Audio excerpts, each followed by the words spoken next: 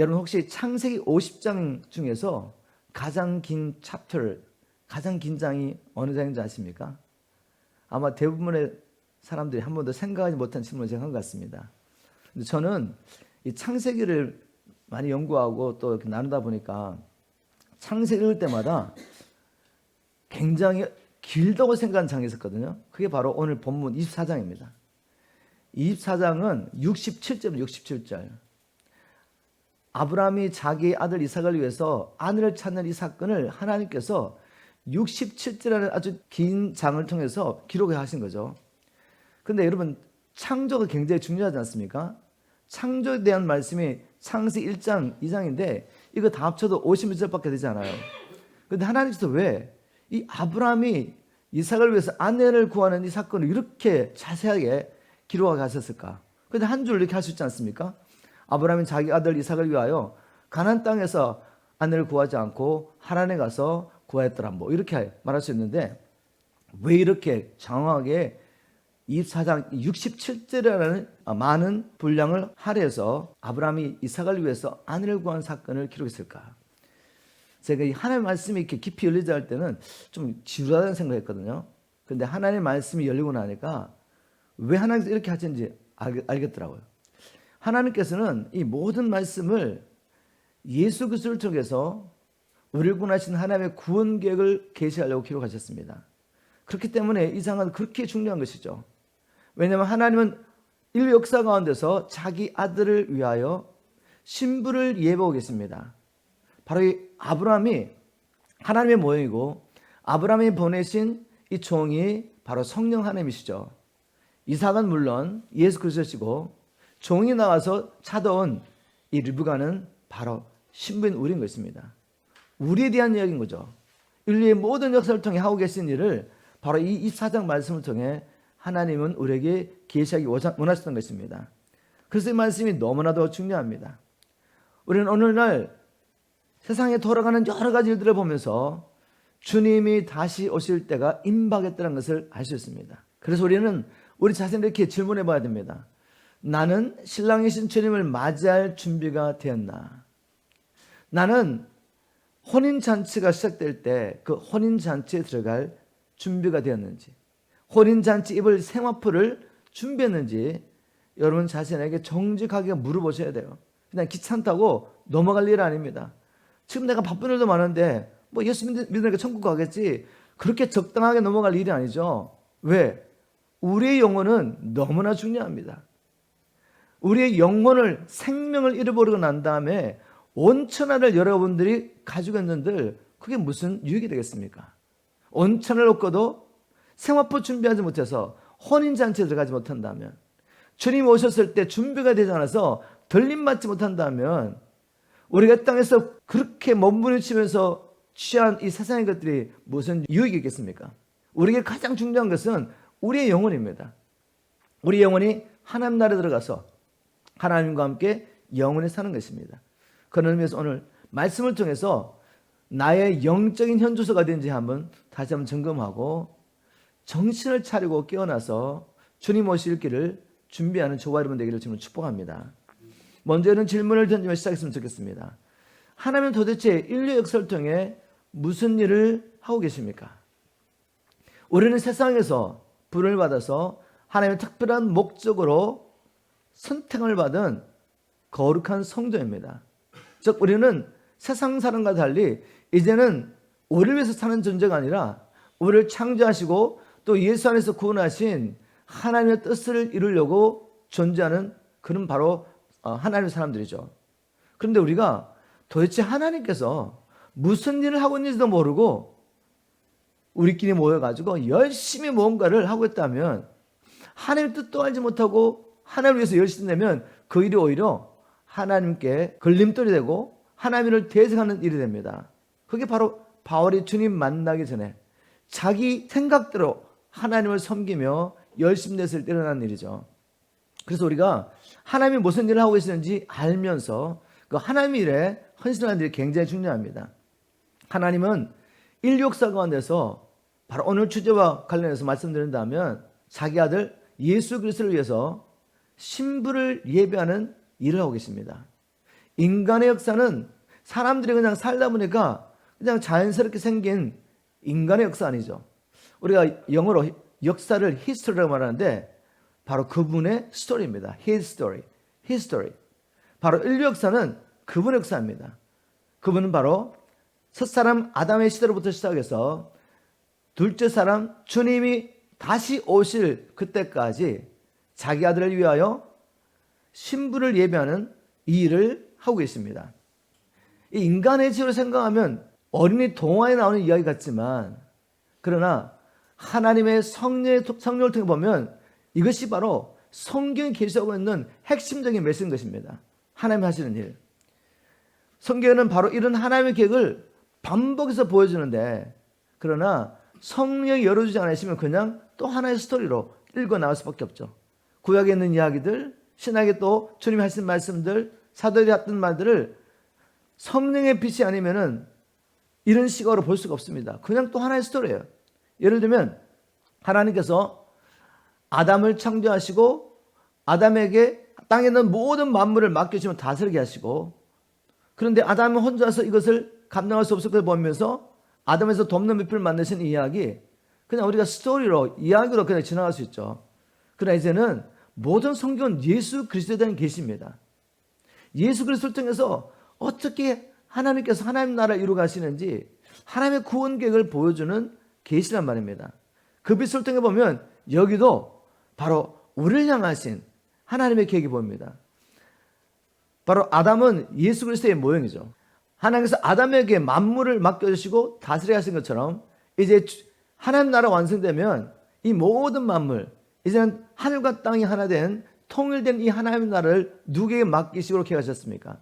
자기 아들 예수 그리스도에게 맡기실 것입니다. 그런데 하나님 보시기에는 예수님 혼자서 이것을 다스리는 것을 기뻐하지 않으십니다. 전능하신 하나님이지만 하나님의 계획 가운데는 예수 그리스도를 위해서 돕는 배필을 하나님이 계획하신 것이죠. 바로 하나님께서 저와 여러분을 돕는 배필로 계획하시고 하나님 나라를 다스릴 계획을 가지시고 지금 일하고 계십니다. 바로 아담의 삶 가운데서도 그걸 볼 수가 있죠. 그리고 또 하나님께서 애굽에서 이스라엘 민족을 구원하시고 난 다음에 시내 산에 데려오셔가지고 언약을 맺습니다. 그 언약도 성경 전체를 통해 보면 그냥 단순히 하나님과 하나님의 백성이 맺은 언약이라보다는 바로 결혼 서약인 것을 알 수가 있죠. 먼저 출애굽기 말씀 읽어보고 난 다음에 이게 왜 결혼 서약인지 보겠습니다. 출애굽기 19장 5절 6절을 보니까 이렇게 기록하고 있습니다. 이스라엘 민족을 애굽에서 건져내고 난 다음에 시내산에서 하나님이 언약을 맺습니다. 세계가 다 내게 속하였나니 너희가 내 말을 잘 듣고 내 언약을 지키면 너희는 열국 중에서 내 소유가 되고 너희가 내게 대하여 제사장 나라가 되며 거룩한 백성이 되리라. 하나님 이스라엘 백성을 열방 가운데서 자기의 소유로 불러주셨습니다. 이게 바로 거룩하게 됐다는 말입니다. 저와 여러분이 세상 가운데서 택함을 받아서 이제 하나님의 특별한 목적에서 거룩하게 된 것입니다. 근데 거룩하게 하신 목적이 뭔가 하면 제사장 나라 삼아서 하나님의 백성 되게 하려고. 자, 이게 바로 하나님께서 이스라엘 민족과 맺은 언약인데 이스라엘 백성들이 시간이 지나면서 이 하나님 언약을 깨트려 버립니다. 깨트려 버리고 가나안 땅에 있는 우상들을 함께 섬기기 시작합니다. 그럴 때 하나님께서 선전을 통해서 하시는 말씀을 한번 들어보십시오. 예레미야 3장 14절에 이렇게 기록하고 있습니다. 주님이 말씀하시는 거예요. 나 여호와가 말하노라. 배역한 자식들아 돌아오라. 나는 너의 남편임이니라. 시내산에서 맺은 그 언약이 단순히 하나님과 하나님의 백성의 맺은 언약이 아니라 바로 결혼서약이었던 것이에요. 결혼서약. 그래서 이스라엘 백성들이 하나님 아닌 다른 우상을 섬겼을 때 하나님은 이렇게 말씀하십니다. 돌아오라고 호소하는 거죠. 나는 너의 남편이야. 남편을 두고 누구를 따라가냐 말이죠. 그래서 예레미야 3장 20절에 보면 그런데 이스라엘 족속아 마치 아내가 그 남편을 속이고 떠남같이 너희가 정령이 나를 속였느니라. 여호와의 말이니라. 이사야 54장 5절에도 똑같이 얘기하고 있습니다. 이사야도 이렇게 말했습니다. 이는 너를 지으신 자는 내 남편이라. 여러분 성경 여기저기에 하나님과 우리의 관계를 남편과 아내 관계, 신랑과 신부의 관계로 계시하고 있습니다. 사사기에 나오는 사사기 시대 때 있었던 아름다운 이야기였죠. 보아스와 루스 이야기. 우리 잘 알고 있는 이야기입니다. 보아스는 친족 엘리멜렉의 기업 물을 짜였는데 엘리멜렉이 모든 걸 잃어버렸습니다. 그런데 그 당시에 법 가운데 뭐가 있냐면 가까운 친척 가운데 어떤 이유에서 땅을 잃어버리고 모든 것을 빼앗겼을 때 가까운 친척 가운데 유력한 자, 능력 있는 자, 그리고 자발적으로 자기의 재물을 가지고 가까운 형제의 그 가난을 해결하고 또 노예된 상태를 풀어주기 원하는 사람이 기업 물을 자의 의무를 감당합니다. 그래서 형제 여러분 모든 걸 찾아주죠. 바로 엘리멜렉의 기업 물을 자가 보아스였습니다. 이 보아스가 엘리멜렉이 잃어버린 모든 것, 그리고 엘리멜렉은 아들이 둘이 있었지만 결혼했지만 자식 없이 죽습니다. 그리고 며느리라고 하나 남았는데 룻밖에 남지 않았죠. 이방인했지만 보아스가 엘리멜렉이 잃어버린 모든 토지를 찾아주고 그리고 룻과 결혼하여 엘리멜렉을 위하여 대를 이어주죠. 자, 이런 이야기가 우리 룻기 이야기인데 이것도 바로 기업 물을 짜인 우리 주님의 이야기죠. 주님과 우리의 이야기. 우리는 죄로 팔려서 모든 걸 잃어버렸습니다. 마귀의 노예가 됐습니다. 우리 힘으로는 이 노예된 상태에서 잃어버린 모든 것들을 회복할 수가 없어요. 기업 물을 짜이신 신랑이신 예수 그리스도께서 우리를 대신하여 자기의 생명으로 우리의 빚을 갚아주시고 또 우리와 결혼하여 연합하여 하나가 되어주십니다. 우리 신랑 되신 예수님은 신부를 하나님 앞에 아버지 앞에 흠도 없고 티도 없는 깨끗하고 거룩한 정결한 신부를 세우기 위해서 바로 대신 값을 지불하신 것이죠. 이런 이야기가 성경에 계속 되다가 이제 결국 계시록 마지막 장 전 21장에 가면 신부가 준비돼서 하늘에서 내려오는 이야기가 있습니다. 그리고 신부가 준비돼서 하늘에서 내려오면 이제 하나님도 하늘에 계신 것이 아니라 새하늘과 새 땅에 완성된 하나님의 나라, 하나님 백성이 있는 곳에 함께 하시기 위해서 하늘에서 보좌를 가지시고 내려오시죠. 바로 이게 성경 이야기입니다. 그렇다면 모든 성경은 지금 뭘 이야기하고 있습니까? 하나님께서 자기 아들을 위하여 거룩한 신부를 예비하는 이야기입니다. 여기까지 따라오셨죠? 이제 이 시각을 가지고 성경을 한번 보십시오. 그럼 이렇게 열립니다. 자, 그러면 하나님은 어떤 방법으로 자기 아들을 위해서 거룩한 하나님의 신부, 정결한 신부를 예비하십니까? 우리는 태어날 때 죄 가운데 태어나서 태어나면서부터 죄와 사단의 권세를 태어납니다. 우리는 마귀의 종으로 태어나는 것이죠. 우리는 하나님을 알지 못하고 이 세상 것들을 사랑하며 이 세상 임금인 마귀를 음란하다고 섬겼던 창녀 같은 존재죠. 하나님 보시기엔 영적으로 창녀 같은 존재예요. 이런 자가 어떻게 예수 그리스도의 거룩한 신부가 될 수가 있겠습니까? 하나님께서는 창세기부터 시작하여서 모든 사건을 통해서 어떻게 창녀 같은 우리가 흠도 없고 티도 없고 정결하고 거룩하고 깨끗한 예수 그리스도의 신부가 될 수 있는지를 계시하고 있습니다. 어떤 방법을 하시느냐? 또 아담을 살펴봐야 돼요. 하나님께서 아담을 위하여서 돕는 배필을 창조하신 사건 가운데 하나님의 계획이 보입니다. 하나님께서 아담을 위해서 돕는 배필을 창조하실 때 처음부터 아담 안에서 갈비뼈를 채워가지고 만들 수 있지 않습니까? 그죠? 근데 그렇게 하지 않습니다. 처음에는 흙으로 각종 짐승을 만드셔가지고 아담에게 들어옵니다. 그런데 아담이 이렇게 그 가운데서 자기의 배필을 찾아가는 과정 가운데서 짐승 하나하나 이름을 지어주면서 살펴봤지만 자기의 배필이 없습니다. 그래서 하나님 어떻게 했습니까? 아담을 깊이 잠들게 하시는 거죠. 깊이 잠드는 동안에 갈비뼈를 취하여서 아담 안에서 취하는 것을 가지고 여자를 만들어 들어왔더니 아담이 외치죠. 이렇게 부르짖습니다. 이제야 나타났구나. 얼마나 간절히 기다렸는지 모릅니다. 그러면서 고백하죠. 너는 내 뼈 중에 뼈, 살 중에 살이니 여자를 하리라. 그리고 사랑하며 연합하여 함께 삽니다. 여러분, 바로 하나님께서 아담을 위해서 돕는 배필을 창조하신 이 사건 안에도 하나님은 자기 아들에서 어떻게 신부를 예배할 것을 우리에게 계시하신 것이죠. 바로 우리 신랑 되신 예수 그리스도께서 우리를 위해 대신 깊은 잠으로 들어가십니다. 다시 말해서 우리의 죄를 지시고 죽으시죠. 그리고 무덤에 장사되십니다. 바로 그 가운데 예수 그리스도의 십자가의 피를 통해서 제 용서를 받은 우리가 그리스도 안에서 새로운 피조물로 창조될 수 있는 준비가 된 것입니다. 바로 예수 그리스도 안에서 우리를 창조하시고, 그래서 우리 주님은 자신의 분신이기 때문에 우리를 그토록 사랑하시는 것입니다. 바로 이런 방법으로 하나님은 예수 그리스도 안에서 우리를 준비하시고 하나님의 거룩한 신부로 세우시기를 계획하셨습니다. 자, 우리가 이런 질문을 해봐야 됩니다. 하나님이 전능하신데 꼭 이런 방법으로 하셔야 되겠습니까? 하나님은 전능하시니까 우리가 연약해서, 아담이 연약해서 범죄한 거 다 아시잖아요. 근데 이 모든 일을 허락하십니다. 그리고 이 모든 일이 일어나기 전에 예수 그리스도를 어린 양으로 예배하셔서 이 대속의 사업을 계획하신 것이죠. 전능하신 분이 꼭 이런 방법으로 하실 필요가 있습니까? 이런 질문들을 자꾸 해보셔야 돼요. 그럼 답이 있으면 답이 뭐죠? 왜 이렇게 하셨습니까? 우리가 아직 죄인됐을 때 한낱 피조물에 불과한 우리를 주님이 얼마나 사랑하셨으면 하늘과 땅을 창조하신 창조주 하나님이시죠. 예수님도 창조주십니다. 골로새 1장 16절 보면 그를 통하여, 예수 그리스도를 통하여 하늘에 있는 것이나 땅에 있는 것이나 보이는 것이나 보이지 않는 모든 피조물이 그를 위하여, 그를 통해서 창조됐어요.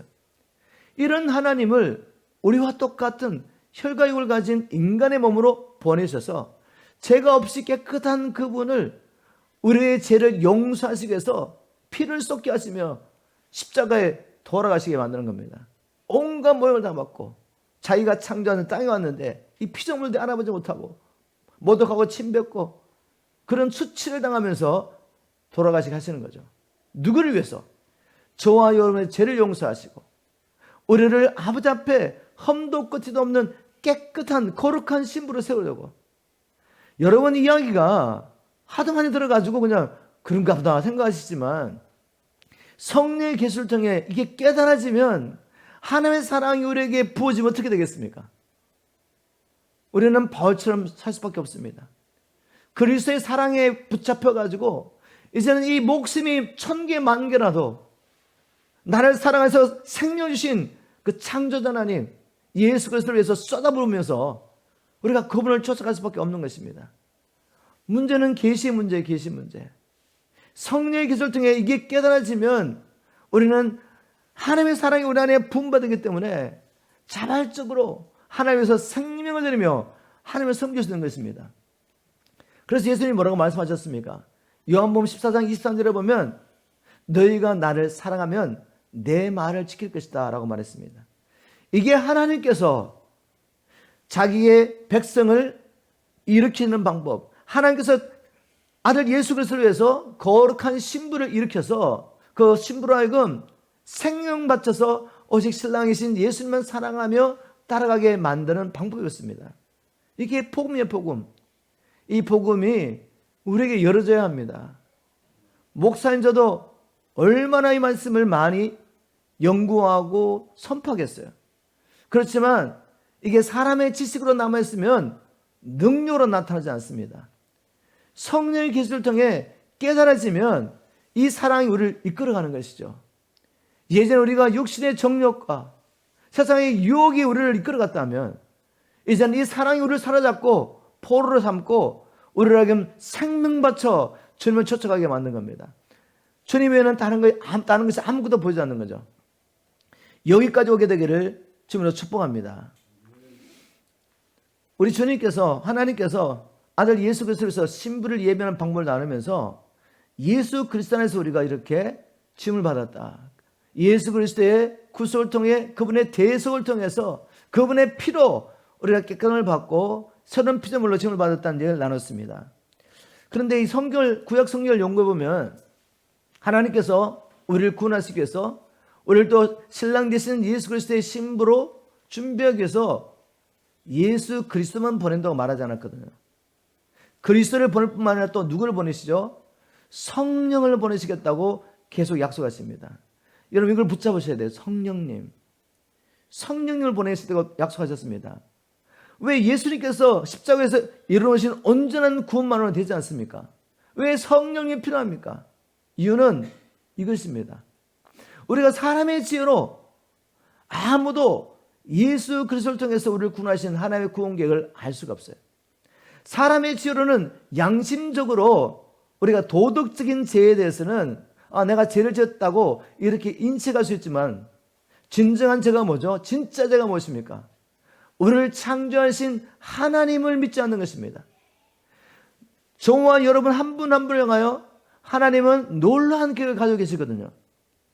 사람들이 어떻게 말하든지, 내가 어떻게 생각하든지, 사람들이 보기엔, 내가 보기엔 내가 아무리 가치 없는 존재처럼, 정말 인간적으로 완전히 소망이 없는 그런 존재처럼 보일지 모르지만, 하나님 보시 어떤 존재입니까? 보배롭고 존귀한 존재죠. 이 21세기에 하나님의 뜻을 이루갈 하나님의 사람입니다. 근데 바로 이것을 믿지 않고 하나님 없이 내가 주인 되어 사는 이 삶이 죄라는 것을 성령이 아니고는 깨달을 수가 없습니다. 성령이 아니고는 아무리 목사가 성경을 열어서 죄의 정의 마음을 설명해도 알 수가 없어요. 오직 성령을 통해서만 죄를 깨달을 수 있습니다. 그리고 오직 성령을 통해서만 이 죄인이 어떻게 의인이 되는지, 창녀 같은 우리가 어떻게 거룩한 그리스도의 신부가 되어서 신랑과 함께 우리가 영원히 누리게 될 그 하나님 나라를 이루어갈 수 있는지 알 수 있는 것은 성령의 계시 외에는 없는 것입니다. 그래서 하나님이 성령을 보내기로 약속하셨죠. 그리고 우리가 성령을 통해 이것을 깨닫다고 한들 죽을 때까지 그렇게 살 수 있는 건 아닙니다. 매일매일 성령의 능력이 우리에게 부음받아야지 하나님의 계획을 따라 우리가 살 수가 있습니다. 그래서 하나님께서 성령을 보내시겠다고 약속하신 것입니다. 여러분, 교회 안에는 참으로 거듭난 진짜만 있는 게 아닙니다. 가짜들이 많이 있어요. 종교인들이 있습니다. 종교인과 신앙인을 어떻게 구별할 수가 있겠습니까? 그것은 다른 것이 아닙니다. 종교인은 우리가 알고 있는 성경에 나오는 복음 이야기를 똑같이 이해하고 말할 수 있습니다. 그런데 성령의 계시가 없기 때문에 거듭남도 없고 또 능력도 없죠. 알고 있지만, 말은 하지만 또 교회에 와서 예배도 드리고 예수를 주라고 부르며 찬양도 할 수가 있고, 또 시간이 지나면 훈련을 받아가지고 스몰그룹을 인도하며 교회 지도자가 될 수도 있지만, 그러나 그 안에 복음의 능력이 없습니다. 능력이 나타나지 않으니까 교회 생활을 하는데 인생의 목표나 이 땅에서 추구하는 것이나 그들이 생각하는 행복이나 그런 것들이 세상 사람과 전혀 구별이 안 됩니다. 그래서 세상 사람 가운데 들어가서 빛으로 소금으로 사명을 감당할 수가 없죠. 바로 열매를 보면 알 수 있다는 겁니다. 성령을 통하여 자신이 죄인 것을 깨닫고 이 죄에서 구원받을 수 있는 유일한 길이 복음을 믿는 길밖에 없다는 걸 깨달은 사람, 그래서 진정으로 생명 얻는 회개하고 성령을 받은 사람은 자기 안에 거듭난 생명이 있죠. 거듭난 생명 있는 사람 현상을 보면 알 수 있습니다. 삶의 변화를 보면 알 수가 있단 말이죠. 이제까지 자기가 주인 되어 살았던 사람이 이제는 주인이 예수가 됐습니다. 육신을 쫓아가던 자가 이제는 성령을 쫓아가요. 그런데 삶이 안 바뀌겠습니까? 바뀝니다. 기쁨의 대상이 바뀝니다. 행복의 대상이 바뀌어요. 그래서 신앙인과 종교인은 구별할 수 있습니다. 한번 이 말씀을 우리에게 적용해 보겠습니다. 나에게는 하나님께서 나를 살리시기 위해서 하나님의 아들을 화목제물로 주셨다는 성령님의 증거가 있습니까? 성령님의 증거가 있습니까? 그러므로 나는 더 이상 나 자신을 살지 않고 나를 위해 자기의 생명을 주신 하나님의 아들을 믿는 그 믿음으로 그분과 복음 위에서 살고 있냐 이 말이죠. 나는 신랑 되신 예수님의 거룩한 신부로 살고 있습니까? 세상 사람들과 다른 인생의 목표를 가지고 다른 주인을 섬기고 있으면 그게 거룩이죠. 단지 그냥 교회 다니고 금식하고 기도하고 사람들을 보기에 도덕지고 선한 일을 하는 걸 말하지 않습니다. 복음과 그리스도에 살면서 잃어버린 영혼을 찾으며 또한 주님께서 주신 사명을 따라 복음을 전하며 그들을 예수의 제자로 세워서 그들도 하나님의 통치를 받는 자가 되게 하고 또 그들과 함께 주님의 오실 예배하는 이 일이 거룩한 일이죠. 이게 구별된 일입니다. 이게 바로 우리가 성령을 통해서 거듭난 증거요, 우리가 진정으로 거룩한 신부가 됐다는 증거입니다. 자, 성령님은 이제 우리에게 오셔가지고 죄와 복음을 깨닫게 하시며 거듭나게 하신 이 사건 외에 또 하는 일이죠. 어떤 일을 하십니까? 우리를 신랑이신 예수님께 인도하신 일을 하고 있습니다. 우리가 오늘 본문을 보면 아브라함의 종 리브가가 가서 하는 일이 있죠. 먼저 목적은 무엇입니까? 이삭을 위해서 신부를 찾는 일입니다. 이 일을 위해서 뭘 증거하죠? 아브라함이 누군지, 그리고 아브라함의 이 모든 것을 상속받을 자가 이삭인 것을 증거하죠. 이 이야기를 듣고 리브가가 이삭을 한 번도 만나보지 못했지만 이삭의 아내가 되겠다고 결정하게 되죠. 그러고 난 뒤에 어떻게 합니까? 자기 집을 떠납니다. 고향을 떠나서 한 번도 가보지 못한 그 길을 가게 됩니다. 근데 성경을 연구해 보면 이삭이 살고 있던 그 가나안 땅과 리브가가 살고 있던 하란 땅은 한 900마일 정도 됩니다. 뭐 우리 지금 같은 경우 900마일 차 타고 가면 한 8시간 정도 가면 가나요? 갈 수 있지만 그 당시에 교통수단이 발달하지 않을 때는 그 길이 쉬운 길이 아닙니다. 그 길을 가면서 어려운 일을 당할 수도 있고 맨날 며칠 걸릴지도 모르고 한 번도 가보지 못한 그 험한 길을 가야 하는 것이죠. 그런데 그 길을 어떻게 갑니까? 바로 종의 인도를 따라 가는 것입니다. 종의 인도를 따라 가는 것이죠. 바로 그것입니다. 그런데 이 리브가가 길을 가다 보니까 너무 길이 힘들어요. 자꾸만 고향 생각납니다. 아버지에게 돌아오고 싶어요. 옛날에 살던 곳으로 돌아가고 싶어요. 그래서 만약에 돌아가면 어떻게 되겠어요? 그럼 어떻게 됩니까? 그러면 신부로서 자격이 없는 것이죠. 자, 그런데 이 리브가는 이 길을 따라갑니다. 끝까지 따라가서 결국 이삭을 만나서 결혼하게 되죠. 자, 여기서 주시는 메시지가 무엇입니까? 내가 성령을 통해서 복음을 깨닫고 거듭나는 것도 참 중요하지만 끝까지 성령을 쫓아 행하는 것이 중요합니다. 맞습니까, 여러분? 성령을 쫓아 행해야 돼요. 한때 성령 체험하고 한때 주님을 만나서 뜨거움이 있었고 열심히 섬긴 거 가지고 혼인잔치에 들어갈 수 없습니다. 성령을 쫓아 날마다 행해야 돼요. 그 가운데 우리가 쓰러지고 넘어져도 다시 일어나서 성령을 쫓아 행해야지 포기하고 돌아서면 안 돼요. 이 길이 힘들다고 포기하면 안 됩니다. 끝까지 성령님을 쫓아 행해야지 결국 이삭을 만나게 되죠. 우리의 신랑 되시는 예수를 만나서 혼인잔치까지 들어갈 수 있습니다. 여러분 믿으시죠? 성령을 쫓아가기를 주님으로 축복합니다. 한번 여러분에게 적용해 보십시오.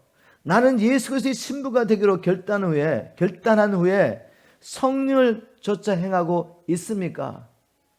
주님을 쫓아가다가 그 길이 힘들고 어렵다고 다시 왜곡된 복음을 따라 가고 있지는 않습니까? 끝까지 성령을 쫓아가시길 주님으로 축복합니다.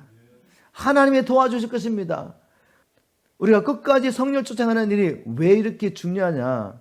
왜냐하면 성경은 신부로 부름을 받은 자들 중에 혼인잔치에 들어가지 못할 자가 많을 것이라고 거듭 경고하고 있기 때문입니다. 이스라엘 민족 역사가 그걸 증거하고 있죠. 무엇보다 우리 주님께서 제자들에게 반복해서 경고하셨습니다. 몇 가지 사례만 나눠보겠습니다. 우리 주님이 하신 말씀 가운데 열처녀의 비유를 통해서도 경고하셨죠. 먼저 우리가 이 비유를 해석하고 적용하기 전에 도대체 주님께서 어떤 문맥으로 이 비유를 말씀하시는지 알아야지 그 문맥 안에서 바로 해석할 수 있습니다.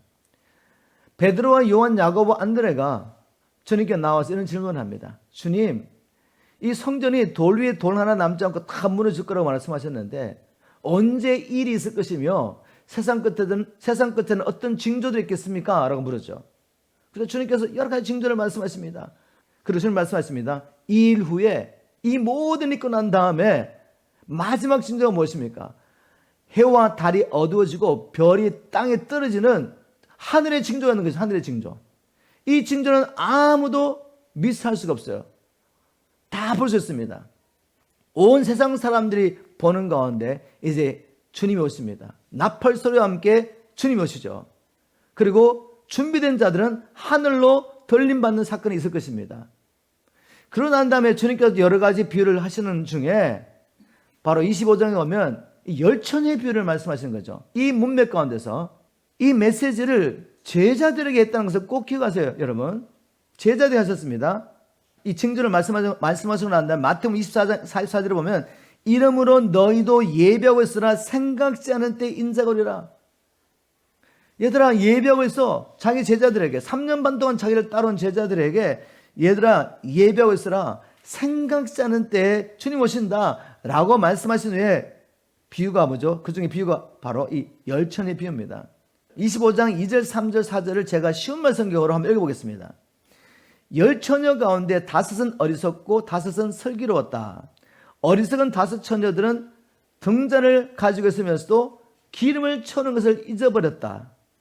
등잔 아예 없었던 게 아니죠. 불이 아예 없었던 게 아닙니다.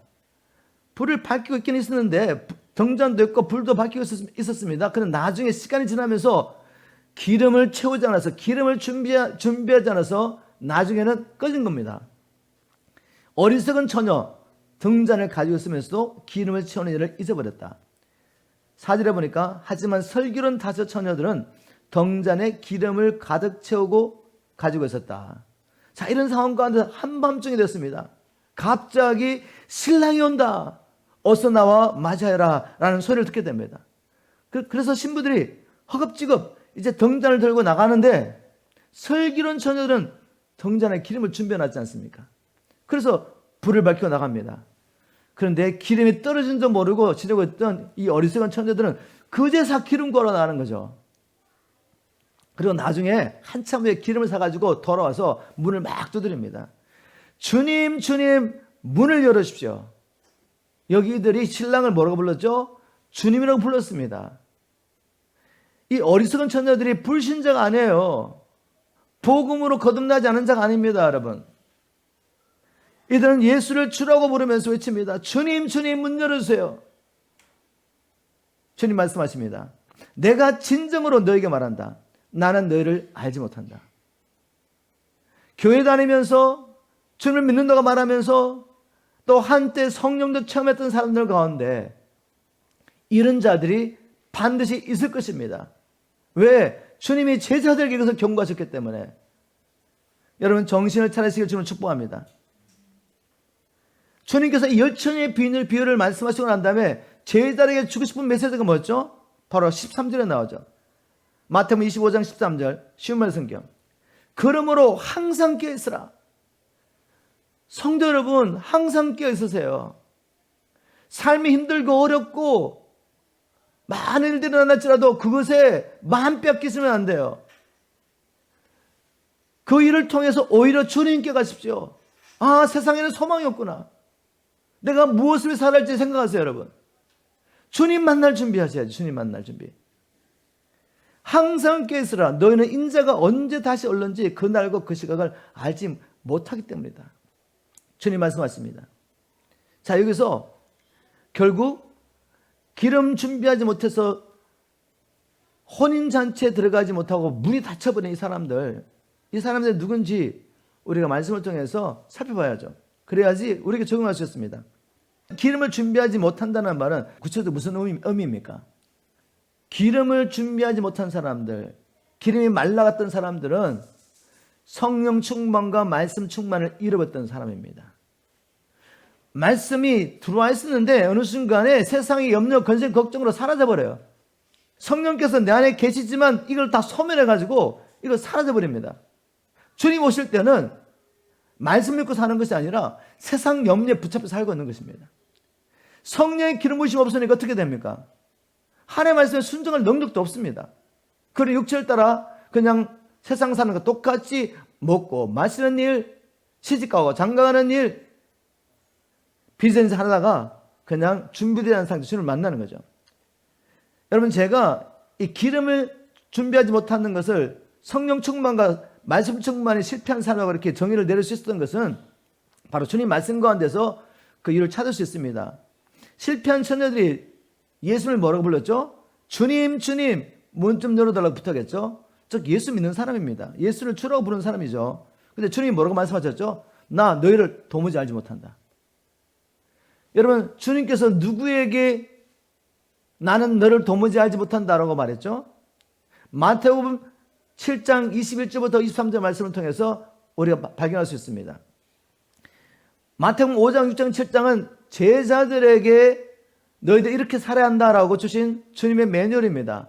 그 매뉴얼 끝에 결국 이런 말씀하시죠. 21절에 나를 불러 주여 주여 하는 자마다 다 천국에 들어간 것이 아니라 오직 아버지의 뜻대로 행하는 자를 들어가리라 주님 말씀하셨죠. 똑같이 여기 어떤 사람이 주여 주라고 부르는데 천국 못 들어가요. 왜? 주님의 뜻대로 행하지 않았기 때문에. 그들 중에 누가 있는 줄 아십니까? 그날에 많은 사람들이 내 이름 와서 이렇게 고백한다. 주님, 왜 우리가 못 들어갑니까? 그들은 여전히 예수를 주라고 부르면서 내가 주님의 이름으로 귀신 내어쳤지 않았습니까? 이 놀라운 상을 행했는데 주님의 이름으로 기적과 표적을 행했지 않았습니까? 주님의 이름으로 나처럼 이렇게 저처럼 설교하지 않았습니까? 예언하지 않았습니까? 왜 못 들어갑니까? 그래, 네가 내 이름으로 그 일을 행했다 할지라도 너는 내 말에 순종하지 않았지 않느냐? 하나님의 말씀에 순종하지 않고 그리스도의 통치를 받지 않고 여전히 자기가 주인들 살면서 하나님의 신 은사로 얼마든지 살아갈 수 있습니다. 세상 사람은 그런 사람을 쫓아갈 수가 있죠. 그러나 주님은 속지 않습니다. 주님 이렇게 말씀하십니다. 내가 너희를 도무지 알지 못하느니 이 불법을 행한 자들아 내 앞에서 떠나가라. 그렇다면 천국 문 앞에서 쫓겨난 사람들, 오늘 본문 마태복음 25장에 어리석은 처녀들이 그 문 앞에서 주여 주여가 문 두드렸지만 못 들어갔는데 이유가 뭐죠? 불법을 행했기 때문에. 말씀 충만과 성령 충만을 받는 일에 실패했기 때문에 하나님의 말씀을 알아도 그것을 행할 수 있는 믿음의 능력은 없었던 것입니다. 여러분, 안다고 살 수 있습니까? 하나님이 능력을 주셔야죠. 믿음도 죽은 믿음이 있고 살아있는 믿음인데 살아있는 믿음은 아는 것을 따라 하나님의 뜻을 따라 순종할 수 있는 능력입니다. 그게 그냥 예수 믿고 한번 거듭나면 그냥 자동으로 주어지던가요? 아니요. 힘써야죠. 좋은 문으로 들어가기를 힘써야죠. 말씀 충만 받기를 힘써야죠. 성령 충만 받기를 힘써야죠. 세상 일에 바쁘다고 이런저런 일 있다고 그냥 기도하는 일에 빠지고 말씀 듣는 일에 빠지고 그럼 혼자서 할 수 있던가요, 여러분? 목사도 혼자서 할 수 없어요. 정말 우리가 마음을 정하고 말씀과 기도 훈련에 헌신하지 않으면 여러분도 알게 모르게 세상에 붙잡혀 살 수가 없습니다. 바쁜 일은 죽을 때까지 있을 겁니다. 바쁜 일은 죽을 때까지 있습니다. 세상 염려 걱정하려고 하면 끝도 없이 온다는 거죠. 결단하셔야죠, 결단. 여러분 꼭 기억하십시오. 이 주님의 말씀은, 이 경고는 불신자에게 하신 것이 아니라 믿는 제자들에게 하신 것입니다. 우리가 이 계시록 말씀 가운데서 혼인잔치에 분을 받았습니다. 신부로서 분을 받았는데 결국은 혼인잔치에 들어가지 못한 사람들이 있다는 걸 알 수가 있죠. 자꾸 이 말씀을 똑같은 말씀 반복한 것 같지만 마음에 새기세요. 성령님께서 오늘 교회에게, 여러분에게 제게 하시는 말씀을 들을 수 있기를 주님을 축복합니다. 계시록 19장은 마침내 신부가 준비되어서 이제 혼인잔치가 이루어지는 사건을 기록하고 있습니다. 제가 계시록 19장 7절 8절 말씀을 시험할 성경을 보겠습니다. 모두 기뻐하고 즐거워하며 하나님께 영광을 돌리자. 마침내 어린 양의 혼인날이 이르렀다. 수천 년을 준비하셨습니다, 하나님이. 마침내 그 날이 왔습니다. 어린 양의 혼인날이 이르렀다. 어린 양의 신부는 몸단장을 끝내고 빛나고 깨끗한 못이옷을 받아 입었으니, 여러분 마지막 날 혼인잔치에 들어가려면 뭐가 필요하죠? 빛나고 깨끗한 못이옷을 받으셔야 돼요. 근데 그게 뭐죠? 이 고운 못이옷은 성도들의 의로운 행실이다라고 기록하고 있습니다. 그냥 믿습니다 라고 살다가 천국 가서 이 세마포도 입고 혼인잔치에 들어간 게 아니라 성도의 의로운 행실, 살아있을 때 예수를 하나님의 아들 그리스도로 믿는 믿음의 증거로서 의로운 행실을 하나님은 요구하십니다. 물론 우리가 이 의의 옷, 깨끗한 세마포를 우리가 결단하고 노력한다고 해가지고 입을 수 있는 건 아니죠. 예수 안에서 거듭나지 않은 자가 어찌 하나님 앞에 설 수가 있겠습니까? 이것은 기본입니다. 기본. 예수로 옷 입는 것은 기본이죠. 믿음으로 말미암아 의의 옷을 받았지만 얼마든지 더럽힐 수 있습니다. 그래서 계시록 뒤에 가보면 날마다 이 옷을 빠는 자가 행복한 자라고 말씀하시죠. 우리는 날마다 더러워질 수 있습니다. 그래서 마태복음 13장입니까? 죄송합니다. 요한복음 13장에 보면 예수님께서 제자들의 발을 씻는 사건이 있죠. 최후의 만찬자리에서. 그때 베드로가 거부합니다. 주님, 아니 어떻게 주님이 종처럼 저희들의 발을 씻습니까? 저는 허락할 수 없습니다. 그때 주님 뭐라고 말씀하시죠? 내가 네 발을 씻지 않으면 너는 나와 아무 상관이 없어. 그랬더니 베드로가 주님 목욕시켜 주세요. 그렇게 말했죠. 그때 주님 말씀하십니다. 이미 깨끗한 자는 발만 씻으면 된다. 그 말은 뭐죠? 그들은 말씀으로 이미 깨끗해졌습니다. 요한복음 15장 2절인가 3절에 보면 너희는 이미 말씀으로 깨끗했다고 말씀하시죠. 예수 그리스도의 말씀을 믿음으로 그들이 깨끗해졌지만 이 세상에 사는 동안은 늘 더럽혀질 수 있습니다. 주님께서 이 사건을 통해 우리에게 말씀한 게 뭐죠? 너희들 나를 만나기 위해서 혼인잔치에 들어오기 위해서 들림받기 위해서 날마다 말씀으로 깨끗이 씻으라는 거죠. 즉 경건의 훈련을 힘써야 합니다. 이거 다 하지 않으면 우리가 주님 앞에 설 수 없는 거죠.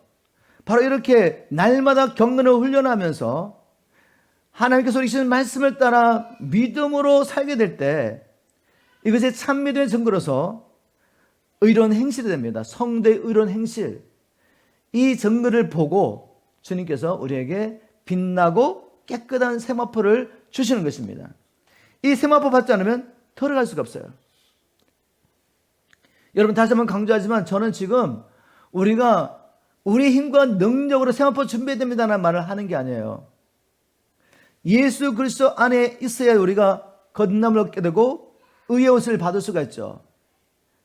그런데 우리가 날마다 이것을 깨끗하게 지켜야 될 사명을 누리겠다는 것입니다. 자, 그런데 이 깨끗하게 지키는 것도 사실 우리 힘과 능력을 하는 건 아니죠. 하나님의 은혜와 성령의 권능이 아니면은 할 수가 없습니다. 결국 주님께서 모든 걸 준비해 놓으셨죠.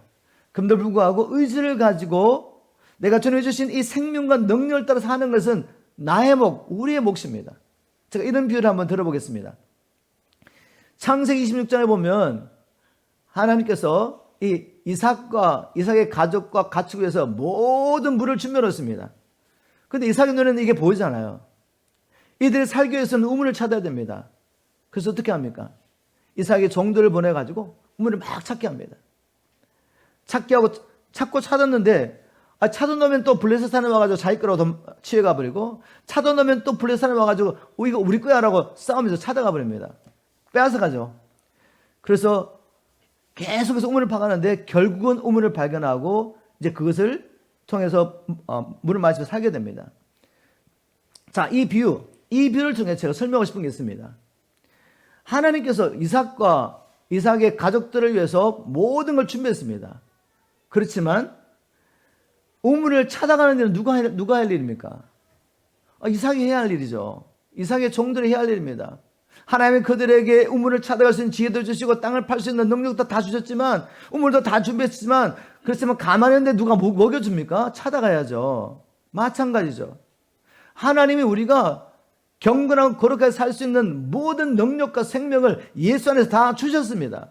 그게 우리의 것이에요. 근데 가만히 있다고 그게 우리의 것이 됩니까? 내가 날마다 힘써 싸우며 취해서 우물을 파듯이 우물을 파놓고 난 다음에 그것을 지키고 깨끗하게 지키고 날마다 목이 마르면 그 퍼마셔야죠. 예전에 우리 펌프질한 거 기억나십니까? 옛날에 저 어릴 때는 우물물을 먹었어요. 그래서 우물물이 동네 집집마다 있는 게 아닙니다. 어떤 한 집에 있으면 그 우물물을 퍼러 가야 됩니다. 주로 동네 중앙에 모든 사람에서 퍼갈 수 있도록 그 우물물이 있죠. 퍼야 되면 퍼야 돼. 힘들게 퍼야 되는 거죠. 처음에는 빨간 물이 나오다가 이제 나중에 깨끗한 물이 나오죠. 여러분, 우리가 날마다 하나님의 은혜 보좌 앞에 나가서 이 생수를 펌하셔야 됩니다. 날마다 이스라엘 백성들이 나가서 광야에서 만나를 주셨듯이 하나님의 만나를 다 뿌려놓으셨지만 그 뒤에 나가서 취하지 않으면 먹을 수가 없는 거예요. 하나님은 날마다 우리에게 만나, 생명의 만나를 주기를 원하시고 그 만나를 먹고 우리가 강건하게 영적 싸움에 승리할 수 있지만 안 나가는데 어떻게 주시겠습니까? 안 나가는데. 여러분, 나가셔야죠. 이렇게 주님은 하나님의 은혜와 성령의 능력을 힘입고 아버지의 뜻대로 사는 자들에게 마지막 날 빛나고 깨끗한 세마포를 주셔서 혼인잔치에 들어가게 하십니다. 오늘 이 들은 말씀을 한번 적용하면서 말씀 맺도록 합니다. 나는 신랑을 맞이할 준비가 되었습니까? 나는 성령으로 거듭나서 예수 그리스도의 신부가 되었습니까? 나는 의로운 행실로 빛나고 깨끗한 세마포를 준비하고 있습니까? 나는 이를 위해 날마다 은혜의 보좌에 나아가서 말씀 충만과 성령 충만 받기를 힘쓰고 있습니까? 여러분, 한번 여러분 자신에게 물어보십시오. 그리고 주님의 경고의 메시지를 들으십시오. 주님 이렇게 말씀하십니다. 이러므로 너희는 장차올 이 모든 일을 능히 피하고 인자 앞에 서도록 항상 기도하며 깨어있으라. 나는 알파이고 오메가요, 처음이요 마지막이요 시작과 끝이다. 생명나무에 이룰 수 있는 권리를 가지려고 또한 대문을 거쳐 그 거룩한 도성 안으로 들어가려고 자기 옷을 깨끗이 빠는 사람은 복이 있다.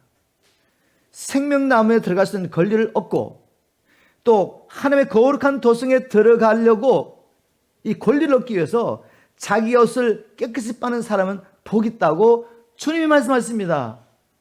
마지막으로 또 경고하시는 말씀이죠. 이 말씀을 가지고 우리에게 행위군이라고 그렇게 정죄하실 겁니까? 아니죠. 이미 생명과 경건에 속한 모든 걸 주셨다. 그렇지만 우물물을 찾고 파는 것은 우리가 해야 돼요. 우리가 해야 돼요. 자기 옷을 깨끗이 빠는 사람 복이 있다. 그 끝으로 이 모든 것을 증거하신 분께서 다시금 말씀하십니다. 그렇다, 내가 참으로 속기가 하겠다. 우리는 이렇게 우리 고백해야죠. 아멘. 주 예수여 오시옵소서. 21절 마지막 절 이렇게 끝납니다. 주 예수여 내가 모든 성도들과 함께 하기를 빕니다. 아멘. 네, 그렇습니다. 우리는 주님을 쫓아가기를 원합니다. 성령을 쫓아가기를 원하고 주님 오셨을 때 벗은 몸으로 준비되지 않고 기다리고 있다가 혼인잔치에 들어가는 일에 실패하지 않기를 원합니다. 무엇이 필요합니까?